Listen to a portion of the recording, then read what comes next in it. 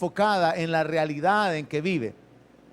Porque muchas veces estamos enfocados en el reino, enfocados en el futuro, en la vida eterna, en la salvación, en el sentido de que está todo eso en el futuro. Pero nos olvidamos que aquí y ahora hay problemas en los matrimonios. Aquí y ahora hay problemas entre padres e hijos, problemas entre hermanos y hermanas, problemas dentro de las mismas personas que son miembros de una congregación, porque no ponemos suficiente énfasis en la transformación de nuestra vida. Santiago dice, ¿de dónde vienen los pleitos? Y él mismo responde, viene de nuestras pasiones. Siempre hay alguien que está soltando sus emociones, siempre hay alguien que está inconforme, siempre hay alguien que está exigiendo, siempre hay alguien que está ofendiendo o cometiendo injusticia. Y como iglesia tenemos que entender esto. Dios nos ha llamado a su gloria eterna y Él dice que somos real sacerdocio, nación santa y pueblo adquirido por Él. Pero Dios está interesado en obrar una transformación en nuestra vida. Y dentro de esa transformación hay que aprender de Jesús. Dentro de esa transformación Cristo tiene que ser formado en nosotros. Dentro de esa transformación tenemos que desvestirnos del viejo hombre y vestirnos del nuevo. Porque esta es la causa de todos los problemas que tenemos en las relaciones personales. Yo comencé el domingo pasado hablándole acerca de las relaciones. Le dije que muchas relaciones suyas iban a ser de servicio. Otras relaciones suyas iban a ser de perdón. Y otras relaciones suyas iban a ser con respecto a dar, con respecto a mostrar su generosidad. Pero que al practicar cada una de esas cosas, Dios se habría de encargar de traer la bendición sobre su vida. Esta mañana quiero compartirle en base a un solo pasaje de la Escritura 3 aspectos más relacionados con el cristianismo práctico. Y mi interés, hermano, es que usted entienda, lo crea y lo practique, porque esto va a traer bendición a su vida. Las 3 cosas sobre las que quiero compartir esta mañana son sujetarse, humillarse y oponerse. Usted tiene que saber a quién sujetarse, cuándo o ante quién humillarse y a quién oponerse. Porque cuando no entendemos la relación, cuando no entendemos la dirección correcta en la que tenemos que comportarnos u obrar de una manera específica, vamos a cometer errores. Así que vamos a ocupar la primera carta del apóstol Pedro, capítulo 5, versículo 1, para poder sustentar o fundamentar la palabra en esta mañana. Primera de Pedro, capítulo 5 y versículo 1 hasta el versículo 3. Esta es la introducción para luego hablar de los 3 elementos que le mencioné. Primera de Pedro, capítulo 5, verso 1 dice así: ruego a los ancianos que están entre ustedes, yo anciano también con ellos, y testigo de los padecimientos de Cristo, que soy también participante de la gloria que será revelada, apacienten la grey de Dios que está entre ustedes, cuidando de ella, no por fuerza, sino voluntariamente, no por ganancia deshonesta, sino con ánimo pronto, no como teniendo señorío sobre los que están a su cuidado, sino siendo ejemplos de la grey. Quiero comenzar con esta porción para conectar luego las 3 ideas o las 3 instrucciones principales esta mañana, que son sujetarse, humillarse y oponerse, porque es la manera en la que el apóstol Pedro comienza a introducir esas ideas. Así que al leer este pasaje surge una pregunta: ¿quién debe cuidar la iglesia según este pasaje? ¿Quién es el responsable de cuidar la iglesia? La respuesta en la mente de la mayoría de los creyentes, sin prestar atención al pasaje, sería el pastor. El pastor es el que tiene que cuidar el rebaño. Pero si usted presta atención al texto, no está diciendo que el pastor únicamente, sino que está diciendo que los ancianos dentro de una congregación son los que tienen la responsabilidad o la tarea de cuidar la iglesia. Ahora, ¿quiénes son los ancianos? dentro del esquema de gobierno en el cual las iglesias fueron fundamentadas o establecidas en el principio, se escogía a un grupo de personas por su madurez, por su experiencia, por su estabilidad, para que ellos fueran aquellos que tomaran el cuidado de las congregaciones. Gradualmente el gobierno fue siendo entregado a los pastores, porque usted se da cuenta que primero el Señor establece apóstoles. De hecho, en el Antiguo Testamento venimos con los profetas. Luego vienen los apóstoles, cuando el Señor Jesús llama a los apóstoles. Pero luego aparecen maestros. Ya en el libro de los Hechos se nos mencionan a los maestros. Luego se mencionan los evangelistas. Y por último, allá en el libro de Hebreos y en la carta de Pablo a Tito y a Timoteo, aparecen los pastores. Entonces los pastores fueron la última figura que se establece. Y la Biblia dice, sujetaos a vuestros pastores, porque ellos darán cuenta de vuestras almas. Entonces se estableció un gobierno sobre la autoridad o sobre la responsabilidad del pastor. Pero esa autoridad pastoral y esa responsabilidad del pastor está siendo llevada a cabo juntamente con un grupo de líderes. Así que cuando hablamos de los ancianos, hablamos de líderes. Y cuando hablamos de los líderes, no hablamos únicamente de personas mayores, sino que hablamos de todos aquellos que han mostrado su estabilidad, de todos aquellos que han mostrado su fidelidad, su permanencia, su constancia. Ha habido gente aquí en la iglesia que desde que vino se estableció, se afirmó, permaneció y están sirviendo. Puedo citar el caso del hermano César, que se cambió de acera, vino para acá, para los que conocen la historia, comenzó a involucrarse y hasta el día de hoy es un hombre que ha servido mucho en la congregación. Y yo sé que podría citar muchos ejemplos, pero no quiero comenzar a hacer una lista para que no se queden celosos a los que no mencioné. Así que solo usted demuestra un botón. Pero yo sé que el asunto es que cuando uno llega a entender que la salvación es un regalo obrado por Dios, que Él nos ha llamado a su gloria, que hay preciosas promesas para nosotros, y uno llega a entender la obra de Cristo a favor de uno, uno comienza a establecerse, a afirmarse, a dar fruto. Y llega el punto en que continúan pasando los años y uno continúa dando fruto. Y eso debería ser el anhelo de todo creyente. Afirmarse y dar frutos. No estar inestables, no estar inconstantes, sino afirmarse. Por eso la palabra de Dios dice que si alguno anhela obispado, buena obra desea. Porque se trata de un servicio dentro de la congregación. Así que todo creyente debería de anhelar crecer, convertirse en un padre espiritual, convertirse en un líder, convertirse en una persona de influencia para otros. Muchos creyentes nunca despiertan a esa realidad y se quedan sentados en la iglesia, como decía Pastor Joey, en la etapa de la infancia, ¿verdad? En la etapa de hijitos, y pasan años y ahí siguen, no maduran, no se afirman, no se establecen, no logran vencer los obstáculos, andan buscando culpables de por qué no sirven al Señor, andan buscando culpables de su nivel de santidad, pero en realidad esto es una tarea bien personal, es algo bien individual.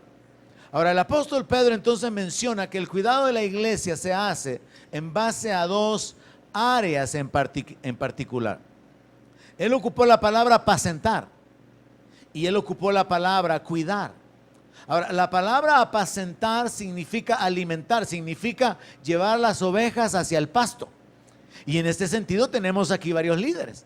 Yo salgo y varios líderes se quedan aquí apacentando el rebaño. Amén, iglesia. Se quedan aquí alimentando espiritualmente al rebaño. Entonces vemos que la tarea de cuidar la iglesia no le corresponde únicamente al pastor, sino que a un grupo de líderes que han tomado esa responsabilidad, que tienen en su corazón ese sentido de amor, de cuidado, de protección por otros, y se van colocando en esa posición de servicio, donde, según el apóstol Pedro, van a encargarse también de vigilar sobre el rebaño.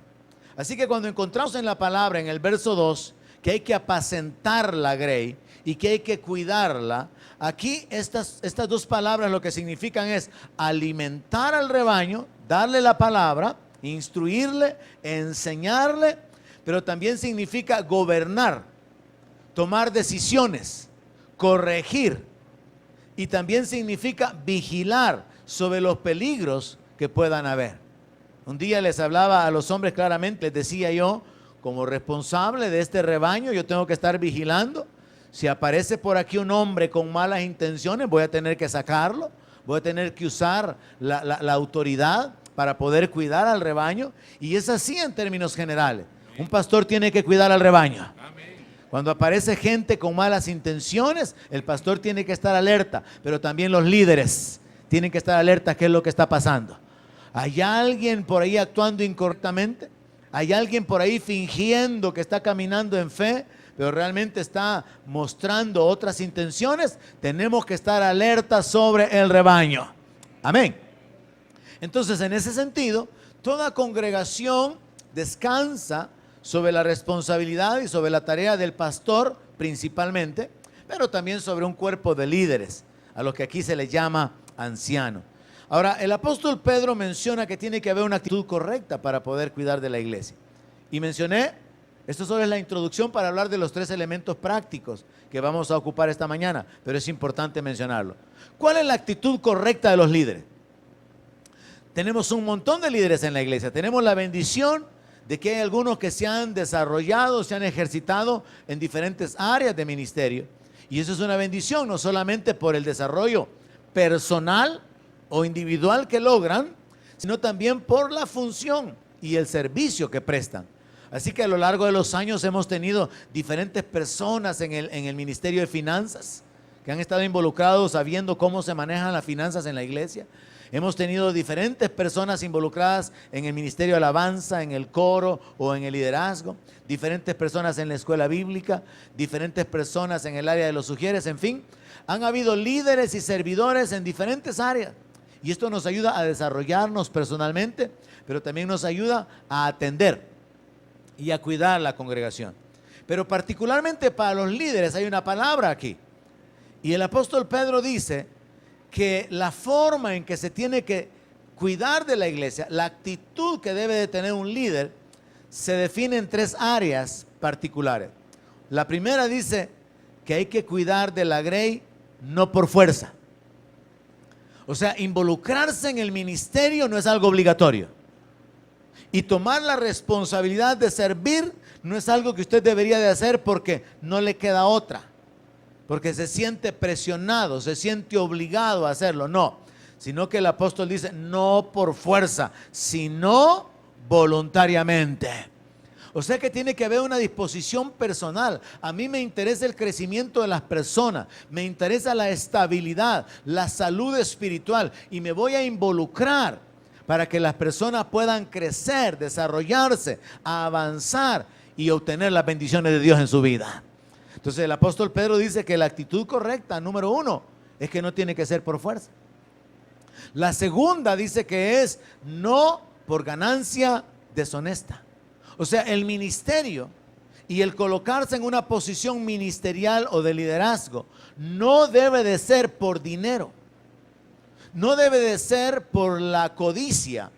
No debe de ser mucho menos por obtener ganancias que están fuera de lo que es justo, sino por el contrario, el apóstol dice con ánimo pronto, y esa palabra ánimo tiene que entenderse entusiasmo. Todos los líderes tienen que estar entusiasmados con su ministerio. Todos los servidores también. No es un asunto de dinero, no es un asunto de obtener reconocimiento, no es un asunto de obtener fama, es un asunto de tener satisfacción de estar sirviendo a Dios. Es un asunto de tener la satisfacción de vernos involucrados en la vida de otros. Yo creo que muchos maestros aquí, quizás citando el ejemplo de Silvita, de Lucy, que vieron por ejemplo a Josué crecer, quizás Raquelita también, ¿verdad? Un poquito, ¿verdad? Podríamos mencionar que cuando ellos ven crecer a los hijos de los hermanos, cuando ellas ven a los hijos de los hermanos y los miran cómo están de grandes y se acuerdan cuando les enseñaban y les daban las lecciones y las cosas con las que salían, hay un sentido de satisfacción al pensar que fueron parte de la formación de ellos. Y en ese sentido todos los maestros pueden mirar a nuestros hijos, algunos hasta ya se casaron, ¿verdad? Y algunos pueden sentir esa satisfacción de que fueron parte de la formación de ellos. Y entonces esa es la manera en que tiene uno que involucrarse en el ministerio. Ser de bendición para otras personas y tener la satisfacción de ver a otros avanzando. Ahora, la tercera actitud que el apóstol Pedro menciona es no como teniendo señorío. Y aquí hay un gran problema, porque muchas veces los líderes actúan como jefes. Muchas veces los líderes actúan simplemente como aquellos que tienen autoridad, porque se tiene este concepto, que un líder es el que manda. Pero Jesús enseñó que en el reino, y la iglesia es el reino visible de Cristo, que en el reino las cosas no son así. Él dijo que en el reino el mayor era el que servía a todos. Entonces, ¿quién es un líder en el reino? Es un servidor. Un líder no es el que anda dando autoridad y camina sacando el pecho y mirando por el hombro a todos los demás, sino que un líder en el reino es un ejemplo para los demás. Un ejemplo en el servicio. Un ejemplo de constancia, de compromiso. Un ejemplo de esfuerzo. Y en ese sentido el apóstol Pedro dice, no, es que si van a trabajar en cuidar la iglesia, no tienen que hacerlo buscando una posición de autoridad, de señorío, sino siendo ejemplos de la grey. Así que aquí encontramos algo que tiene que ver con el cristianismo práctico, hermano. El liderazgo de una congregación tiene que ser ejercido voluntariamente, tiene que ser ejercido con entusiasmo y tiene que ser ejercido sobre la base de ser ejemplo. ¿Está usted siendo ejemplo? Es lo que usted tiene que examinar continuamente en su vida. ¿Estoy siendo ejemplo en la forma de hacer las cosas? Si hablamos del cristianismo práctico, yo creo que sobre esto vamos a tener que hacer varias sesiones. De lo que el apóstol Pedro está hablando aquí es de una actitud de amor, hermanos. Porque solo por causa de amar a las personas se le puede servir. Amén.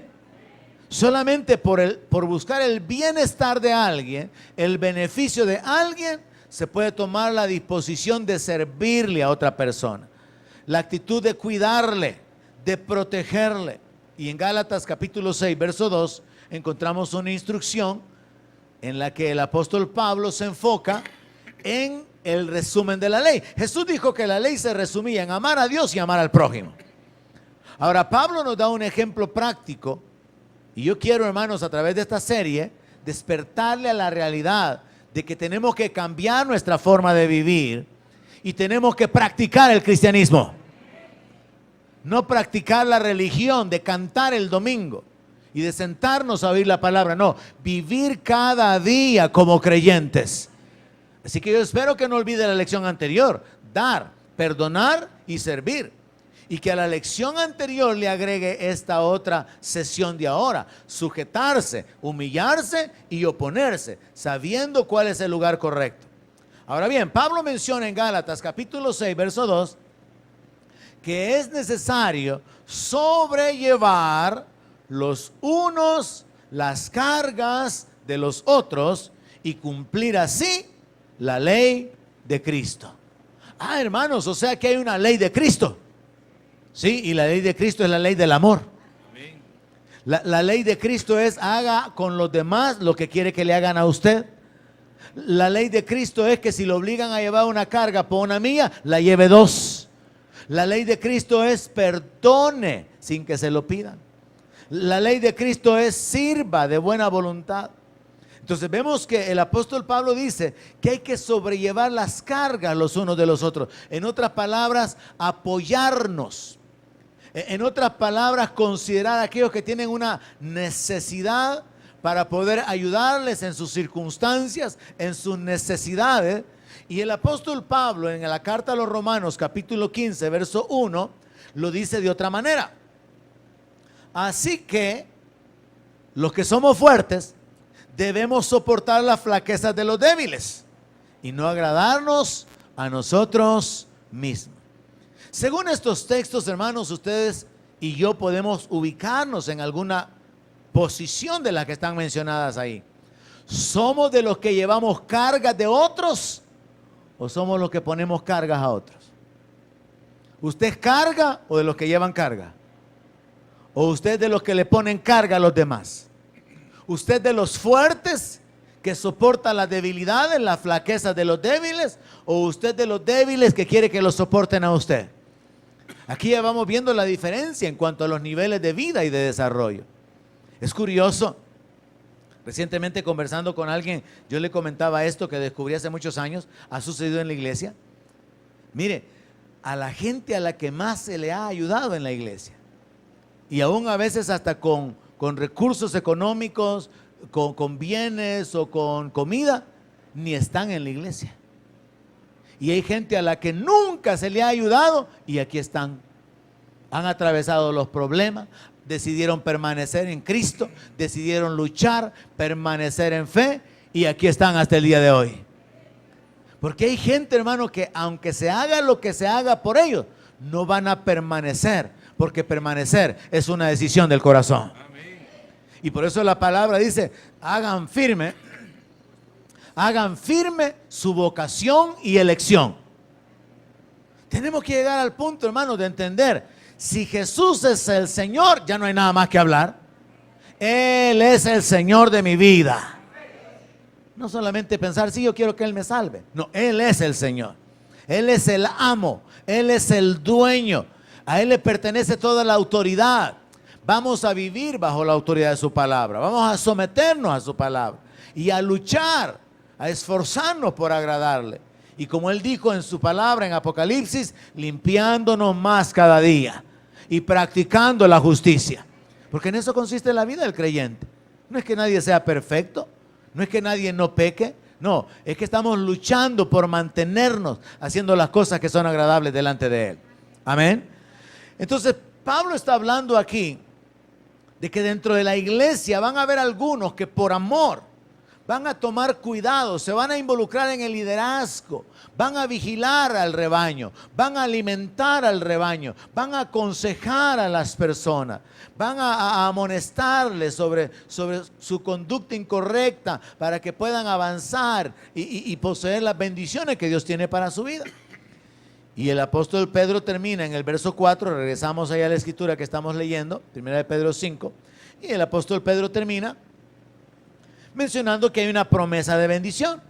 Y dice, y cuando aparezca el príncipe de los pastores, ustedes van a recibir la corona incorruptible de gloria. Así que hay una promesa de bendición para los líderes, para los que ayudan a cuidar las iglesias locales. Hay una promesa de bendición para los pastores. Y al meditar en el pasaje nos damos cuenta que esta escritura perfectamente podría ser aplicada únicamente en una reunión de pastores para hablarles acerca de cuál es la conducta correcta de un ministro, pero yo lo he extendido esta mañana hacia todos los líderes que han estado conmigo y a todos los que continuarán apacentando este rebaño, para recordarles que no tienen que hacer esa tarea por fuerza, ni por obtener ganancia, ni para obtener señorío, para tener autoridad, sino voluntariamente, con entusiasmo y para ser ejemplo de los demás. Pero eso también es cristianismo práctico. ¿Cómo llevar a cabo el liderazgo? Ahora, los 3 puntos que esta mañana quiero desarrollar, que son sujetarse, humillarse y oponerse, nos llevan en otras 3 relaciones, en otros 3 tipos de dirección. El domingo pasado compartí acerca de servir, acerca de perdonar y acerca de dar. Hay personas a las que usted va a tener que estarlas perdonando, 70 veces 7, dijo el Señor, ¿verdad? Hay otros a los que usted les va a estar dando. Y a otros usted le va a estar sirviendo. Pero eso le permite a usted ganar crédito delante de Dios, y Dios se va a encargar que a usted también le den, que a usted también le sirvan y que a usted también lo perdonen. Amén. Ahora nos enfocamos entonces en esta otra dirección: sujetarse, humillarse y oponerse. ¿A quién tenemos que sujetarnos? Sigamos leyendo la escritura, versículo 5. Igualmente, jóvenes, estén sujetos a los ancianos. Ahí está, hermano. Los jóvenes se tienen que sujetar a los ancianos. Sí, pero no termina ahí la palabra. Luego dice, y todos sumisos unos a otros. La iglesia sería una sucursal del cielo si cuando el líder llama al servidor, el servidor estuviera con esa disposición de estar sujeto a su líder? Sí, hermano. Sí, hermano. Amén, hermano. Y se fuera, pero así bien obediente. Igual que la vaca que llevó el arca del Señor desde donde estaba allá con los filisteos hasta la tierra de Israel. Pero esa vaca es más obediente que muchos hermanos. Esa vaca es más sujeta, o fue más sujeta que muchas hermanas. La ballena que Dios usó para que Jonás estuviera 3 días y 3 noches fue más obediente que un montón de cristianos. Ya se pudo serio el asunto, ¿verdad? Ya va poniéndose color de hormiga el mensaje. Es que el cristianismo práctico lo que dice es que usted, no el que está a la par suya, usted debe de estar sumiso ante los demás. Hay personas que actúan así. Está bien que el pastor me lo diga, pero él me viene a hablar así. La Biblia no dice eso. La Biblia dice sumisos unos a otros. Cuando usted se somete a los demás, su corazón se perfecciona, fíjese. Pero cuando usted muestra su orgullo, su arrogancia, usted le da lugar al diablo en su vida. Y la Biblia dice, no deis lugar al diablo. Pero qué difícil es, ¿verdad? Humillarse delante de alguien a quien consideramos menor que nosotros. Pero eso agrada a Dios. Porque cuando usted se coloca debajo de alguien a quien usted considera menor, significa que usted está imitando a aquel que no escatimó o el que no tuvo como una forma en que a que aferrarse, el ser igual a Dios, sino que se despojó y tomó forma de siervo. Muchas veces nosotros tenemos cierta posición, cierta experiencia, cierto conocimiento que nos impide sujetarnos a otros. Tenemos ciertas actitudes que revelan que nosotros no tenemos por qué sujetarnos a otros. Yo quiero recordarle esta mañana a través del mensaje del cristianismo práctico, según la palabra, todos tenemos que estar sumisos unos a otros. O sea que no hay lugar para una actitud de soberbia, para una actitud de oposición. Si esta mañana vamos a colocar en base al cristianismo práctico 3 nuevas relaciones, usted tiene que aprender a identificar ante quién usted se va a sujetar, ante quién usted se va a humillar y a quién se va a oponer.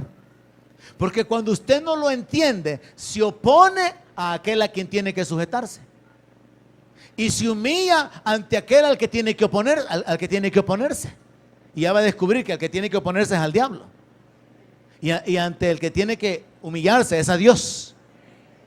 Entonces hay una dirección correcta. Hay relaciones en diferentes direcciones. Y esta mañana el enfoque es que según la palabra, en la relación entre los hermanos tenemos que practicar sujetarnos. Ya no digamos cuando usted tiene un líder encima de ellos. Mire, yo a veces, se lo voy a poner como ejemplo, a veces estoy simplemente estaba aquí hermana Dora haciendo la limpieza y entonces yo salgo y le digo, hermana Dora, ya voy a venir, voy al banco. Y usted podría decir, ¿y por qué le anda diciendo al pastor que va a venir? ¿Que acaso es mi jefe, pues? ¿Por qué yo tengo que decirle? No es que tenga que decirle. Yo le digo porque por si me vienen a buscar, ella va a poder responder por mí. Y va a decir, salió y me dijo que iba a regresar en media hora, en 1 hora, o cuando salga, o va a tal parte. Entonces yo me sujeto, me someto en darle una información que no tendría por qué hacerla. Pero muchas veces a nivel de ministerio tenemos este problema, que los servidores viejos no se quieren sujetar a líderes nuevos. Tenemos este problema y se sigue dando, y se sigue dando, porque no existe la actitud correcta en el corazón. Pero esta mañana los corazones tienen que ser arreglados. El que tiene que arrepentirse se arrepiente y seguimos adelante. Porque la palabra da una instrucción clara: todos sumisos unos a otros. Todos sumisos unos a otros.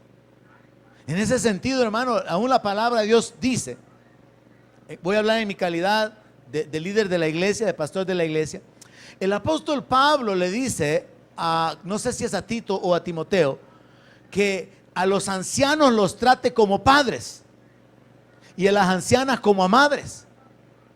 Ahora, ¿se imagina usted un pastor tan cipote como yo, hablándole bien golpeado a las ancianas? Mire, hermano, ¿y usted qué se piensa, pues? Apúrese, hombre, si esto es para allá. Todavía como que es abuelita y ya es bisabuela la hermana, ¿verdad? No, hombre, hermano. ¿Qué dice la palabra?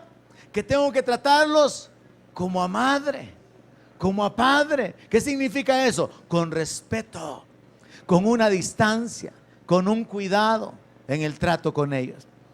Ahora, eso significa también el tomar una posición donde estoy sumiso, donde estoy respetando, donde estoy guardando una distancia para mantener la relación correcta con las personas. Ahora, llega un punto, por ejemplo, en lo práctico, hermano, donde los padres, y yo admiro a uno en particular, que no voy a mencionar, admiro a uno en particular que cuando habla con sus hijos le dicen, no, es que mira, papá, lo que pasa es esto, de verdad, les dice él. Sí, le dicen los hijos, no, hombre, qué tremendo, no sabía. Y el papá acepta lo que los hijos le dicen. Y yo digo, este papá bien buena onda va, digo yo. Porque no es aquel papá soberbio. No, hijo, estás equivocado. Y siempre quiere tener la última palabra, como algunos que yo conozco. Siempre quieren ser los últimos en hablar, los que tienen la última decisión, la última determinación, y no oyen lo que los hijos dicen. ¿Qué estoy tratando de mostrarle? Que cuando usted tiene una actitud humilde, usted se sujeta aún a aquellos que no tienen autoridad sobre usted. Pero cuando usted es un soberbio, usted no se sujeta ni aún a aquellos que tienen autoridad sobre usted. Si ese es usted esta mañana, arrepiéntase y todo se arregla. Simple. Cuando uno es humilde, uno se sujeta aún a aquel que no tiene autoridad. Pero cuando uno es un soberbio, no respeta ni a quien tiene autoridad sobre nosotros. Pero el cristianismo práctico, del cual el apóstol Pablo escribe muchísimo, y el Señor Jesús enseñó también, nos enseña que en la relación como hermanos tenemos que sujetarnos. Tenemos que aprender a reconocer la autoridad de otros, someternos a las decisiones de otros y de esa manera aprender a caminar en armonía. La Biblia dice, todos sumisos unos a otros. Y luego dice, Dios, porque revestidos de humildad, porque Dios resiste a los soberbios y da gracia a los humildes. ¿Quiere usted la gracia de Dios sobre su vida? Sea humilde. A veces podemos estar orando, Señor, dame gracia. Ábreme puertas, Señor. Que tu bendición se manifieste. Tú eres el que abre camino donde no lo hay. Pero la palabra está diciendo que Dios da gracia a los humildes. Y usted no está actuando con humildad, está actuando con soberbia, con independencia. Un hijo puede estarlo haciendo con sus padres, un servidor con su líder, y está pidiendo que la gracia de Dios se manifieste. No se va a manifestar, porque Dios le da la gracia a los humildes. Por causa de su gracia, Dios le va a abrir puertas de bendición. Por causa de la gracia sobre usted, personas lo van a bendecir. Personas le van a regalar cosas. Si alguien lo cree, diga amén. Personas van a buscar la manera de tomar cuidado sobre usted. Porque la gracia de Dios sobre su vida es lo contrario de cuando usted le cae mal a alguien. Cuando usted le cae mal a alguien, sin razón la gente lo trata mal. La gente lo ignora, la gente habla a sus espaldas, la gente trata de hacerle daño. Pero la gracia de Dios sobre alguien atrae las bendiciones, atrae las atenciones, atrae el favor. No solamente Dios abriendo camino, sino las personas sintiéndose impulsadas a hacer algo por usted. De repente va a haber gente peleándose hasta por invitarlo a comer. Va a haber gente que le va a salir regalando cosas que le mandaron al hijo del sobrino de un tío que ni es de sangre. Y fíjate, no le quedó y tal vez a usted le queda. Porque la gracia de Dios va a causar que las bendiciones vengan sobre su vida, hermano. Entonces vemos que este principio de vivir en humildad nos conviene. Porque cuando nos humillamos, entonces Dios va a poner su gracia sobre nosotros y la gracia va a atraer las bendiciones sobre nuestra vida. Así que de la misma manera que le compartí el domingo pasado, que sirva para que le sirvan, que perdone para que lo perdonen y que dé para que le den, ahora apliquemos esto de una manera práctica. Respete a las autoridades, hermano. Sométase a los que tienen autoridad sobre usted. Sea humilde aunque le parezca que las cosas están mal, porque eso va a perfeccionar su corazón. Y probablemente usted quiere que Dios trate con la otra persona y Dios está tratando con usted. En la relación matrimonial, en la relación de padres e hijos, siempre habrán oportunidades para que actuemos mal o actuemos de acuerdo a la palabra. Y la palabra nos habla acerca de la sumisión, de la sujeción. Entonces, en la relación como hermanos, esa es la regla. Sujétese. Llega usted al cafetín y le dicen 20 para las 9. Ya no, hermano, ya no hay. Y usted no sale hablando. Pero yo he visto que al hermano William le venden a las 9:05. Usted se somete porque Dios está tratando con su corazón. Ya lo vieron, ya lo descubrieron, ¿verdad? A usted vienen y le dicen, hermano, el pastor tanto que dice que no se siente en la última fila. Ah, es que solo yo sé por qué estoy aquí. Sujétese. Usted va a vivir en paz. Le dicen, hágase para allá. Usted se hace para allá. Le dicen, quítese. Usted se quita. Le dicen, váyase. Usted se va. Le dicen, venga. Usted viene. No es que a mí nadie me va a agarrar como pelón. Ese es el problema. Y mientras pensamos de esa manera, nuestro corazón no se perfecciona. Y no agradamos a Dios. Es que yo no me voy a andar dejando de nadie. Y la instrucción de Jesús, hermano, que el que le dio una cachetada le ponga el otro cachete. Supóngase que a usted fuera quien el Señor le hubiera dicho eso. ¿Qué le diría usted al Señor? ¿Cómo vas a creer, Señor? Si ya vengo aguantándolo ya rato y me estás mandando que le ponga el otro cachete. ¿Cómo le rebatiría usted al Señor en su sabiduría? Porque en la realidad el punto allí no es tanto que Dios quiere que suframos y que aguantemos. No, Dios quiere que nuestro corazón sea perfeccionado. Y entonces llega un punto donde Dios no permite que a los suyos nadie los toque. No es que Dios nos está mandando como ovejas de matadero. Recuerde Romanos 8. Somos más que vencedores. Ninguna arma forjada en contra nuestra prosperará. No es que Dios quiera que su iglesia sea un atajo de hombres y mujeres incapaces, débiles, cobardes, que le tienen miedo a todo. No, tenemos armas espirituales y Dios es nuestro ayudador y Él pelea nuestra batalla. Pero muchas veces en las relaciones personales nuestro corazón es probado. Explotamos como volcán. Nos levantamos y todavía vamos y le contamos a otro. Yo lo puse quieto. Yo la puse en su lugar porque nadie le había dicho nada. Hoy yo se lo dije. Pero quizá no hay nadie aquí, ¿verdad? Entonces pasemos al siguiente punto. No hay nadie que tiene que arrepentirse. Número 2. Cristianismo práctico. La relación entre nosotros y Dios tiene una regla: la humillación. Entre los hermanos es sujetarse, pero delante de Dios es humillarse. Primera de Pedro 5, verso 6. Humíllense pues bajo la poderosa mano de Dios para que Él los exalte cuando sea tiempo. Mire, hermano, si usted lee la Biblia con atención, usted va a descubrir esto. Los mandamientos de Dios tienen promesas. Cuando usted no obedece la palabra de Dios, usted se roba la bendición. Usted solito se estorba la bendición o la promesa que está ligada a ese mandamiento. Miren la promesa y el mandamiento aquí. Humíllense bajo la poderosa mano de Dios. ¿Para qué? Para que cualquiera que venga en contra de ustedes por causa de su temor a Dios y su relación con Dios tenga que pisotearlo y hacer lo que quiera. No, para que cuando sea necesario Dios los ponga en alto. Dios los honre, Dios los levante, Dios se glorifique, Dios manifieste su poder.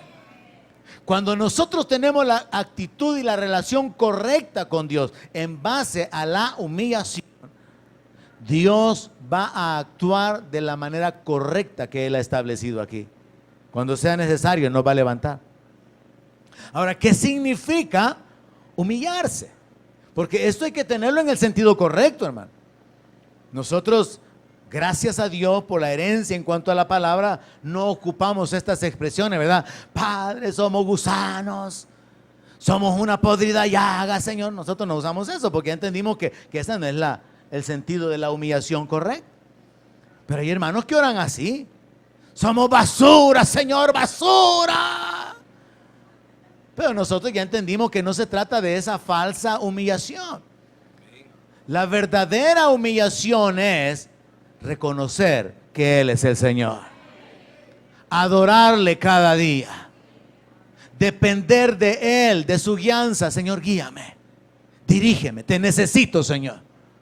Reconocer la autoridad de su palabra. Vivir por lo que dice su palabra. Eso es lo que significa realmente humillarse.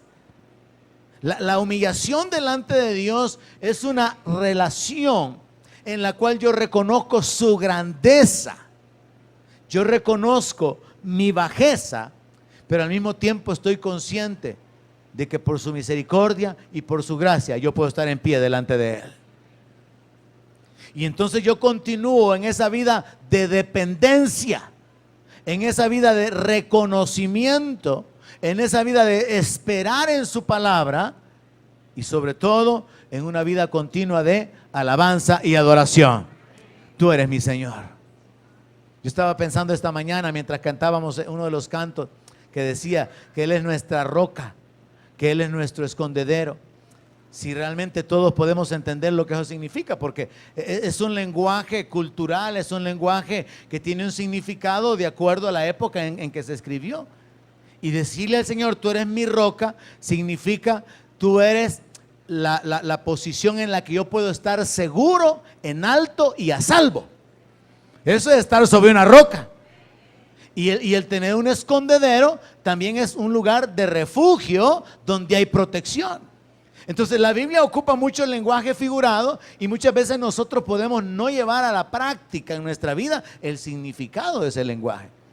Pero cuando uno puede decirle al Señor, yo le decía, Señor, tú has sido mi escondedero por muchos años. Tú has sido mi torre fuerte. Un lugar de refugio, un lugar donde esconderse. Cuando uno lo hace con entendimiento, vive en esa dependencia de Dios, donde uno está humillado. Así que el humillarnos, hermano, no significa, ¿verdad?, usar lenguaje religioso y mostrarse ahí como que si no somos nada, no valemos nada. No, significa reconocer la misericordia de Dios. Reconocer la gloria, la grandeza, la majestad, la autoridad. Así que este texto nos habla de la relación entre nosotros y Dios. Si usted permanece humillado delante de Dios, usted va a depender de la palabra. Usted no va a hacer las cosas a su manera. Usted no va a ser sabio en su propia opinión. Usted no va a ir en contra de la palabra. Usted se va a humillar, reconociendo la autoridad de la palabra de Dios. Usted va a depender de Dios en oración. Señor, ¿lo hago o no lo hago? Y hasta en cosas pequeñas, usted le puede consultar a Dios si hace algo o no lo hace. Eso es humillarse. Que usted busque el consejo de Dios. Yo creo que les contaba a ustedes, ¿verdad?, cuando Pastor Emilio me regaló un par de relojes y yo había estado ahí orando. Yo quería comprarme un reloj y entonces yo había estado orando, Señor, ¿me lo compro o no me lo compro? Yo lo veía ahí, ¿verdad? Tremendo. ¿Lo compro o no? Y Dios no me dijo nada. Entonces, como había estado orando, queriendo comprarlo, y hasta Raquel me decía, papá, no te gasté el pisto de nosotros. El pisto de nosotros, ¿y cuando te lo gastaste? Te lo ganaste, le dije yo.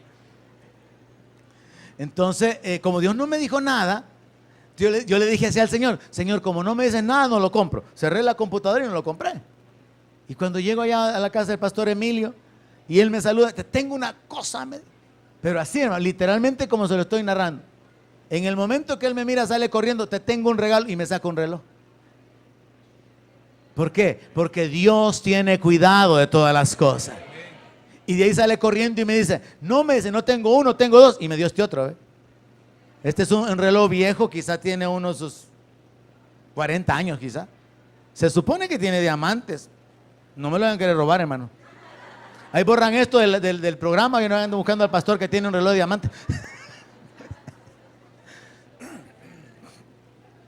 Entonces uno puede ver cómo al involucrar a Dios en las pequeñas cosas, Dios se manifiesta, hermano. Porque usted está en la dependencia, Señor, ¿lo hago o no lo hago? Y en esa humillación que causa, Dios lo va a exaltar. Y entonces yo me alegraba y me gloriaba que no había tenido que gastarme el dinero en comprar un reloj, sino que había recibido 2 sin precio. Y entonces uno puede ver que Dios es fiel a su palabra. Pero hay que vivir en esa dependencia, hermano. Así que humillarse no significa que usted todo el tiempo está mirándose a usted mismo, que usted es un miserable, un desgraciado, un pobre diablo, no, hermano, no. Usted no tiene que hacer ese fingimiento delante de Dios. No, usted lo alaba porque reconoce que Él es grande.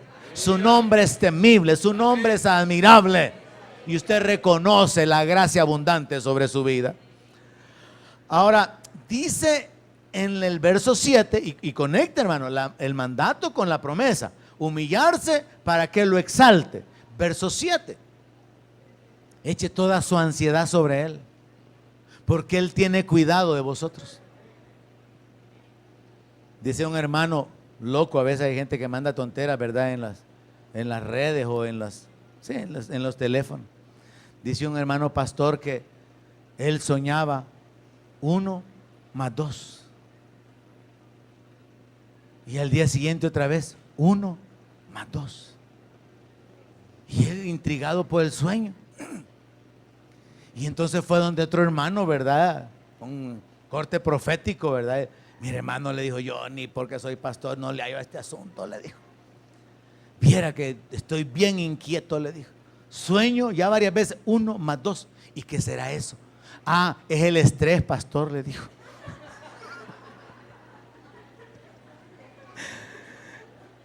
Estrés, le dijo. Hay muchos cristianos que están soñando con 1 más 2. Ahora, ¿cuál es la causa del estrés? Que usted anda cargado y usted ya no aguanta. A mí hay pastores que me dicen, puchica, pastor, ¿y usted cómo hace? ¿Para qué les digo? Que el ministerio, la iglesia, la enseñanza, la salida, predicación. Hay un montón de gente que me ayuda. Es que yo a veces ya no aguanto. Esos son los que sueñan con el 1 más 2. Porque ellos no han aprendido a echar sobre el Señor las cargas. Yo le voy a aconsejar esta mañana que si hay algo que usted ya no aguanta, bájelo, hermano. Bájelo. Simple. Revelación de lo alto. Usted ya no aguanta con el marido, bájelo. Con los hijos, con la finanza, con la deuda, écheselo al Señor. Mira, Señor, ahí te lo dejo, ahí te lo encargo. Le puede parecer gracioso, pero estoy hablando en serio. ¿Por qué usted anda cargando las cosas que no puede? Como creyentes tenemos esta instrucción en la palabra. Eche toda su ansiedad, todo lo que le preocupa, todo lo que le angustia, échelo sobre el Señor. Muchas veces andamos cargando unas cargas tan pesadas, ¿eh? Que la salud se ve afectada, el sueño se va, pero es porque usted no ha aprendido a llevar el yugo del Señor y a llevar su carga, sino que usted quiere llevar su propia carga. Y la instrucción es bien práctica, mire, echando toda ansiedad sobre Él, porque Él tiene cuidado de vosotros. Así que yo no tengo por qué estar ansioso. Yo renuncio a soñar con el 1 más 2. En el nombre de Jesús. Y usted haga como yo hago, hermano. Usted no tiene por qué andar estresado. Porque si usted anda estresado es porque usted está queriendo tomar control de cosas que usted ya sabe que están fuera de control. Y entonces, ¿qué hace queriendo arreglarlas? Si usted jamás las va a arreglar. Deje ese asunto ahí. Ore. Clame a Dios, que Él se manifieste, que Él obre. Pero échele su ansiedad sobre Él. La instrucción es tan clara que yo no puedo quitarle a usted el peso que está sobre usted. usted tiene que echarlo sobre el Señor. Eso significa que en una actitud de fe, a través de la oración, a través de la confianza en las promesas y en la palabra de Dios, usted viene delante de Dios y le dice: Padre, yo no sé qué hacer con esta situación y yo tomo la decisión de no preocuparme más sobre esto. Ayúdame. Echo mi carga, echo mi ansiedad. Renuncio a vivir ansioso, a vivir angustiado, a vivir preocupado por el futuro. Y de esa manera usted descansa, hermano. Descansa en el Señor. Échele la carga a Él. ¿Y qué dice? ¿Cuál es la promesa o la base? Porque Él tiene cuidado de nosotros. Así que, hermanos, en la relación entre nosotros, someterse, sujetarse a otros. En la relación con Dios, humillarnos. Y en la relación con el diablo, ahí sí párese firme, mire. Porque, como dije hace un momento, cuando no entendemos la dirección y la relación adecuada, entonces podemos mezclar los elementos. Y hay creyentes que se están sometiendo al diablo, pero están oponiéndose a los hermanos. Y lo correcto es someterse a los hermanos y oponerse al diablo. Hay otros creyentes que se humillan ante el jefe. No, porque el jefe, cuando el jefe llega a la oficina, tiembla. Y un gran pavor y un gran miedo. No, ya ese hombre no le hablo. Dice. Una cuestión de que una humillación delante del jefe. Pero a Dios lo resisten. Resisten la guianza del Espíritu Santo. Se oponen a los impulsos que el Espíritu Santo pone en su corazón. ¿Me están entendiendo, iglesia? Hay que saber a quién someterse, ante quién humillarse y a quién resistir. Usted no tiene por qué humillarse ante los hijos del diablo. Usted no tiene que humillarse ante el diablo. Usted tiene que humillarse ante Dios y Él lo va a levantar. Pero usted tiene que sujetarse ante los hermanos. Usted tiene que aprender a desarrollar relaciones con todos los hermanos, independientemente del carácter que tengan, hermano. Tiene que aprender a ser llevadero y a acomodarse a las circunstancias.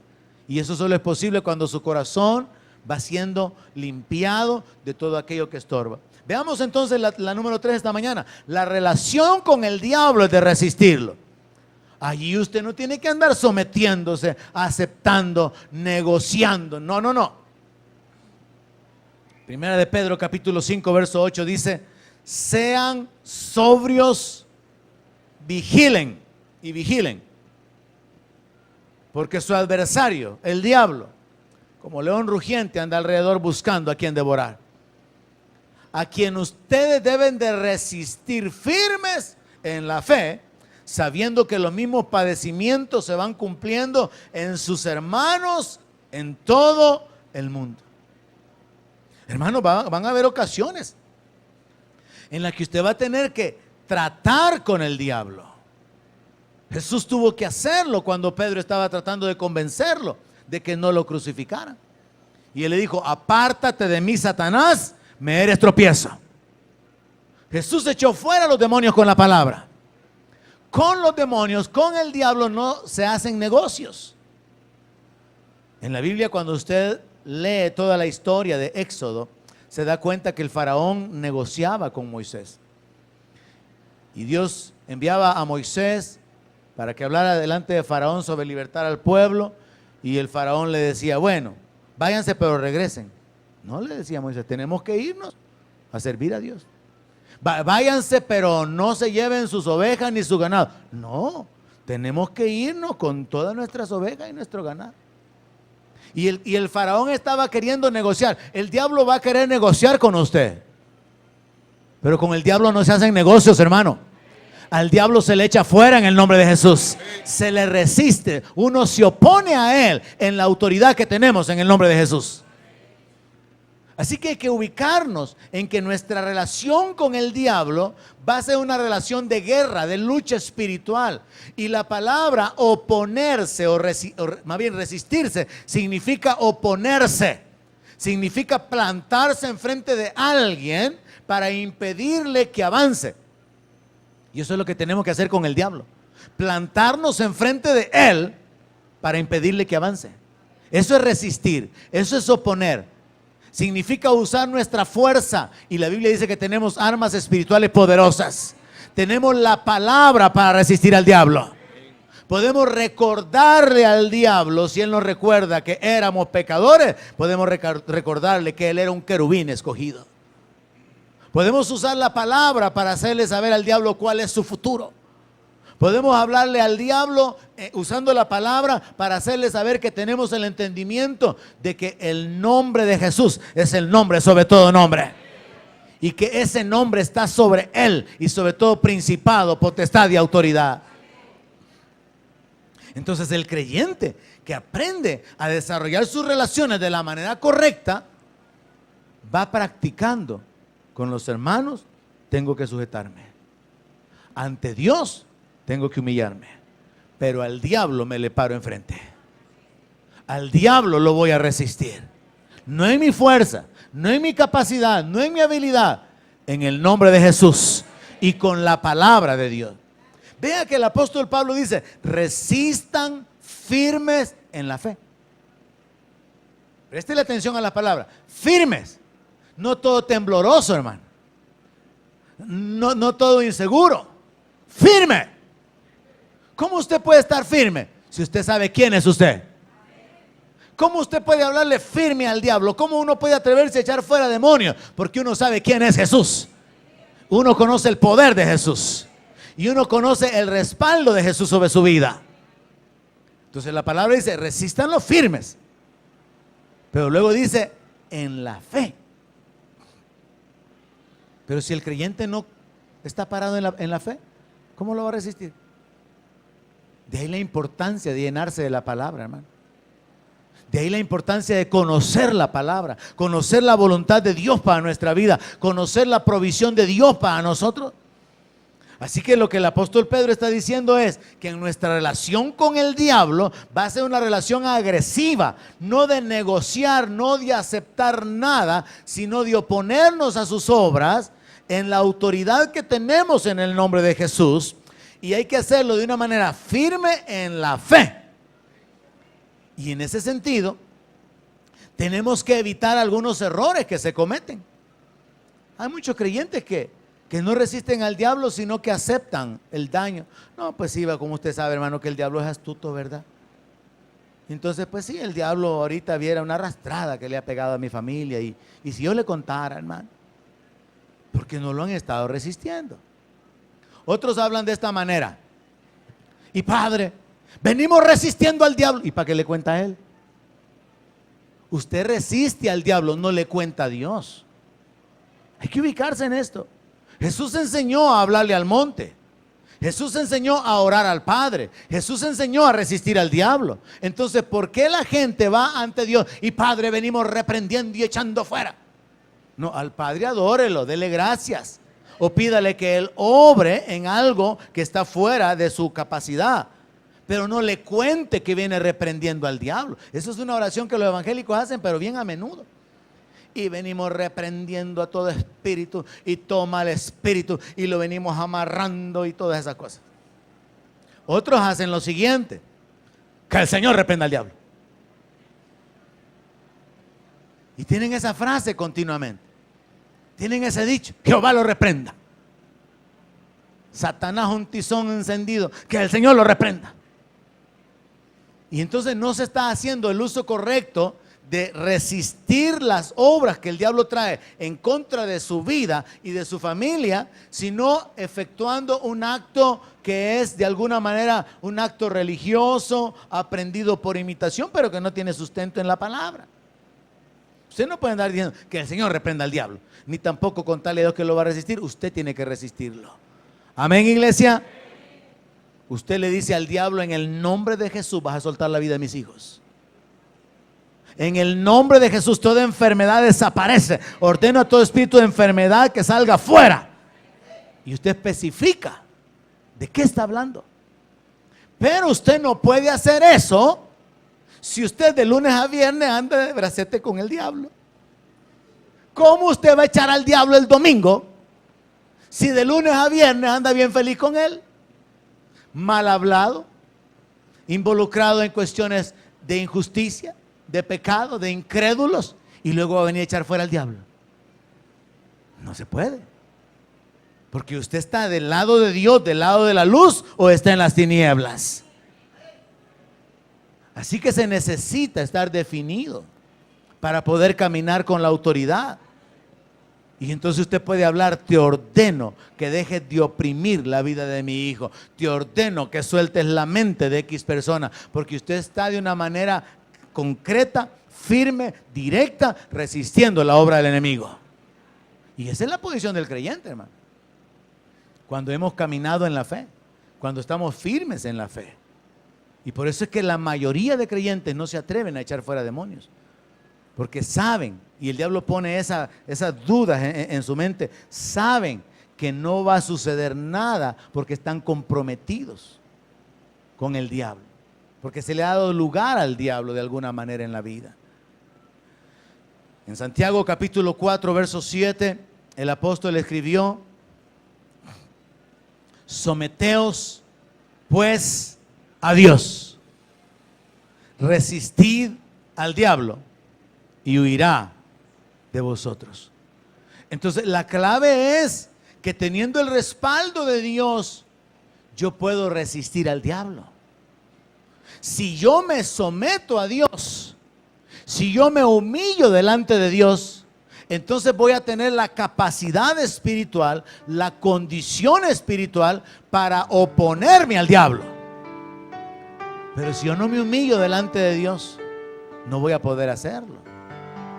Entonces resumimos esta mañana la lección de cristianismo práctico y lo enfocamos en que tenemos que aprender a relacionarnos los unos con los otros bajo la regla de la sujeción,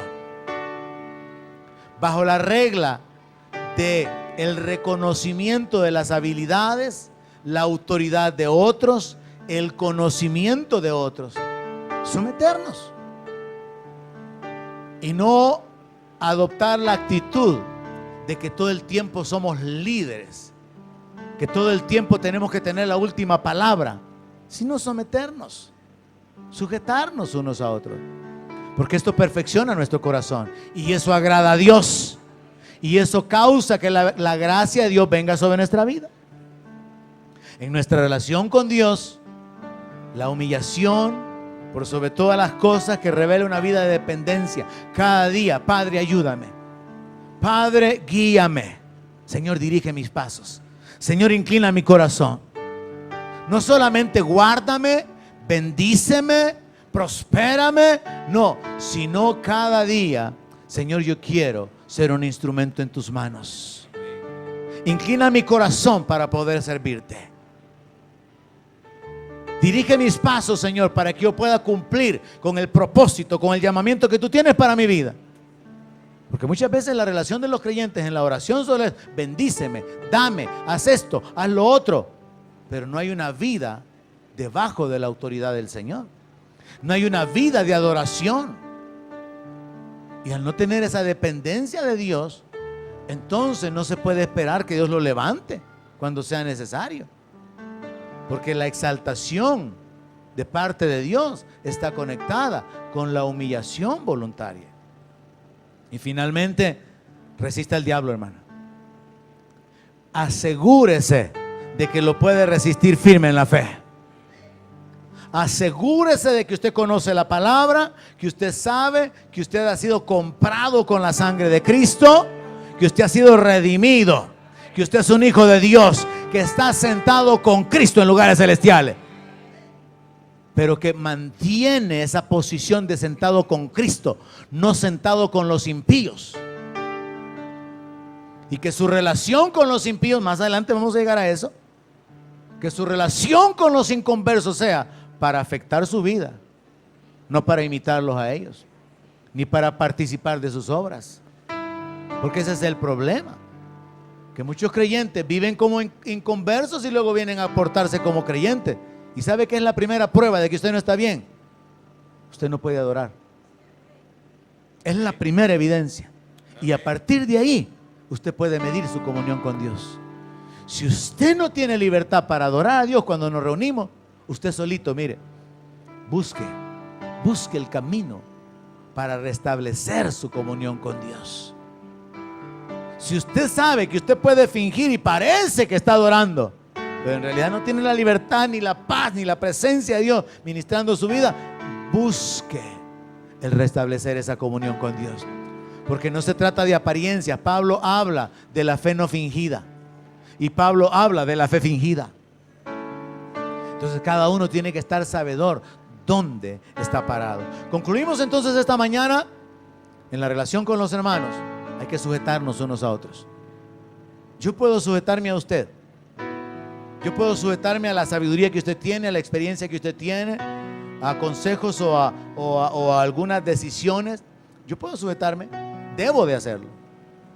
En la relación con Dios tenemos que humillarnos, vivir en esa dependencia de Dios. Y con el diablo no hay negociación. Al diablo resístalo, firme en la fe. Póngase de pie. Vamos a orar sobre esto y a pedirle al Señor que Él nos ayude, que Él se manifieste en nuestra vida. Donde mi palabra sea su alimento, allí quiero